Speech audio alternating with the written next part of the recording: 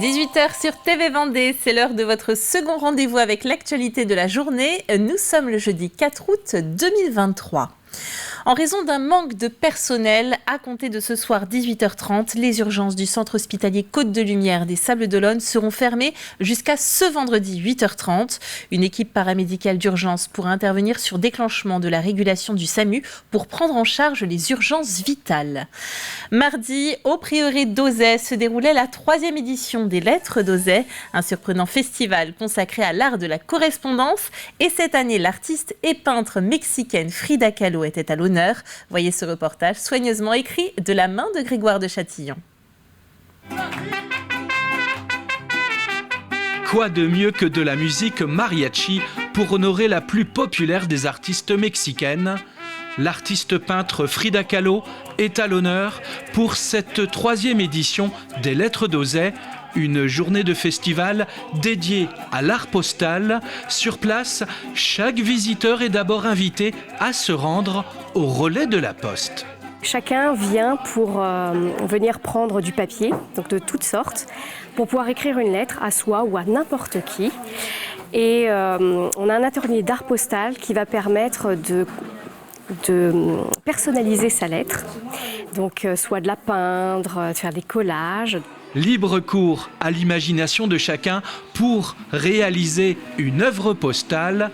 Le courrier est relevé par la poste au prieuré d'Auzay, la propriété d'une famille d'artistes, les Laboulais. C'est Béatrice, la Benjamine, qui est à l'initiative de cet événement. L'idée de créer un festival d'art postal, il est né du confinement où en fait on s'est retrouvés dans cette maison pendant 2 mois, ce qui n'était jamais arrivé, en famille, et où on a commencé à ranger.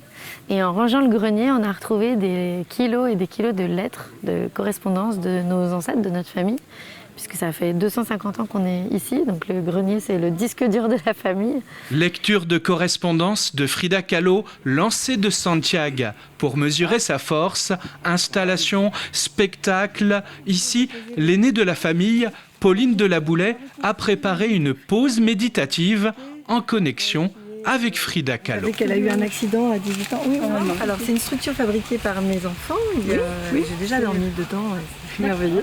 Une introspection sur le thème de l'autoportrait, cher à l'artiste peintre. L'art d'envoyer des lettres décorées, un joli moyen de communication pour ce festival d'art postal. Elle brise les conventions et l'image un peu vieillotte de la broderie. Aurore Thuot, brodeuse d'art installée à Beaulieu-sous-la-Roche, a remporté il y a quelques semaines le prix régional de la création organisé par les Ateliers d'art de France. Sa pièce est désormais en lice pour le concours national et la créatrice prépare en outre 2 expositions. La première à l'Historial de la Vendée ce dimanche dans le cadre de l'événement La Grande Fête et la seconde à Saint-Gilles-Croix-de-Vie le 9 septembre pendant la Nuit des Jardins. Je développe mes propres créations autour de la géométrie, donc c'est vraiment ce qui me parle, l'abstraction géométrique. Et obtenir en fait de nouveaux motifs à partir de motifs répétés, un peu comme une mise en abîme en fait. Donc c'est-à-dire voir la pièce sous tous les angles et on a d'autres choses qui se révèlent en termes de lumière, de volume. Donc c'est pour ma partie recherche. Et du coup, je fais des tableaux. Là, je pars sur aussi la partie design intérieur. Donc je suis en train de faire un abat-jour aussi, avec quelque chose d'assez architectural, en fait. C'est ça aussi qui m'intéresse. 120 ans, c'est un anniversaire qui compte. À Vouvant, en tout cas, l'anniversaire du centre de secours de la commune n'est pas passé inaperçu.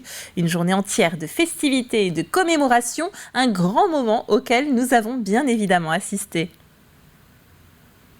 En cette année 2023, nous célébrons les 120 ans de notre centre de secours. Un hommage a d'abord été rendu aux pompiers qui ont donné leur vie aux habitants du territoire.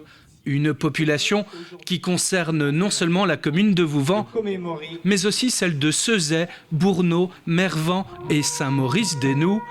Accompagnés d'anciens volontaires, les pompiers ont défilé dans le centre de Vouvant, applaudis par les habitants.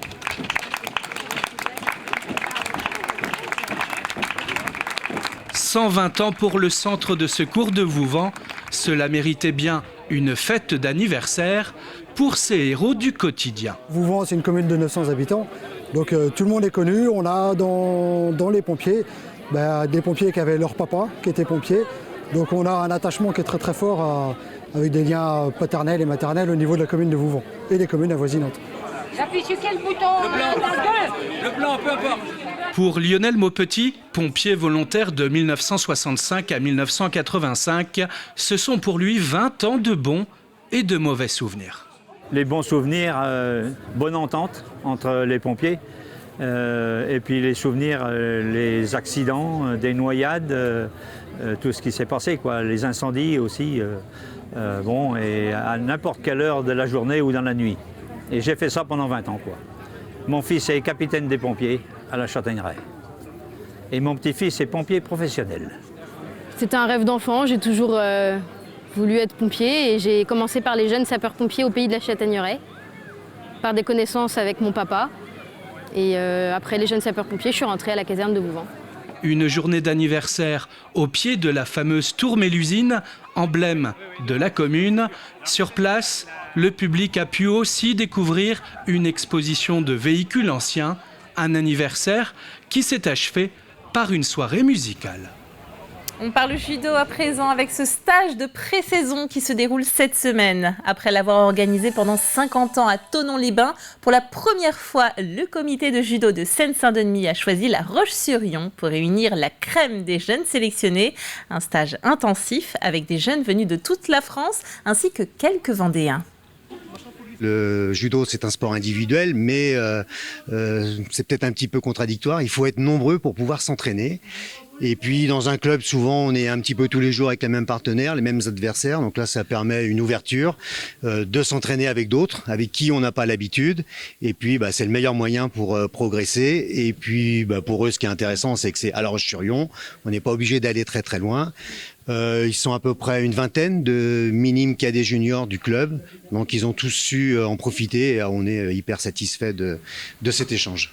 Et on termine avec la météo et cet épisode caniculaire qui s'achève cette nuit. L'orage impressionnant de ce matin a laissé des traces. 2 maisons ont été frappées par la foudre vers 9h à Saint-Hilaire-de-Riez et 11h20 à La Roche-sur-Yon. En tout, près de 2400 éclairs ont zébré le ciel de Vendée selon le réseau Blitzortung. C'est surtout une ligne allant des Sables-d'Olonne à Pouzauges qui a été touchée et il est tombé environ 30 mm sur le pays des Olonnes. Demain matin, le temps sera un petit peu plus frais. Merci d'avoir été avec nous et belle soirée sur TV Vendée.